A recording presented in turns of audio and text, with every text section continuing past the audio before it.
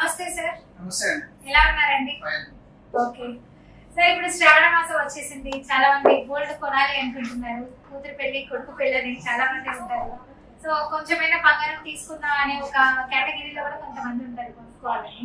So అలాంటి వాళ్ళు gold ornament పెట్టరా, గోల్డ్ కాయిన్ పెట్టరా, గోల్డ్ ఏమంటారు గోల్డ్ బాస్ అని చెప్పి బిస్కెట్ అంటుంటారు. సో అలా కొనుక్కోవడం బెటర్ అంట. ఇంకా చూసుకుంటే లాస్ట్ మంత్ విధంగా చూసుకుంటే 1,50,000 పైన అవుతుంది గోల్డ్ రేట్, ఎక్కువైంది అన్నారు. ఇప్పుడేమో తగ్గిపోతుంది అన్నారు. సో ఏంటి దీని గురించి కాస్త వివరించేసేయండి. జనరల్ గా ఇప్పుడు అన్నిటికంటే వోలటైల్ ఏదైనా ఉంది అని అంటే గోల్డే ఉందండి ప్రజెంట్.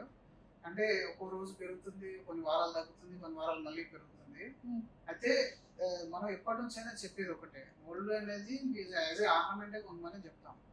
గోల్డ్ అనేది యాజ్ ఆర్నమెంట్ కొన్నప్పుడు ఒకటి మనం వాడుకుంటామండి. ఒక కార్ మనం తీసుకున్నాం, ఒక కార్ తీసుకున్న తర్వాత ఒక 5 సంవత్సరాలకు దాని రేటు తగ్గిపోయింది. రేట్ తగ్గిపోయినప్పుడు డెఫినెట్ గా తగ్గుతుంది, ఎందుకంటే ఏజ్ తో కూడా తగ్గాలి కదా. అక్కడ అది మనం వాడుకుంటాం కదా.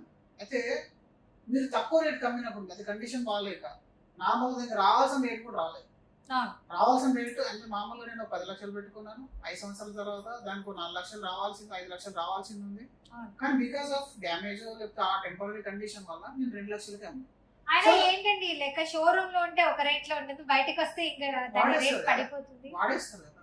ఇలా కొని బయటకు తీసుకొచ్చి ఒక రోజు అయినా కూడా మనం వాడిన లెక్కకే అంటారు. అంతే అండి. ఏదైనా సరే యూజింగ్ ఐటమ్స్ ఏదైతే ఉంటాయో దాన్ని మనం కన్సంప్షన్ చేసినట్టు ఒకసారి బయటకు వచ్చిందా దాని వాల్యూ తగ్గిపోతుంది. అలా తగ్గని వాల్యూ ఏదైనా ఉందంటే గోల్డ్ మనీ తగ్గదు. అంతే, మనీ తగ్గదు, గోల్డ్ వాల్యూ అనేది తగ్గదు.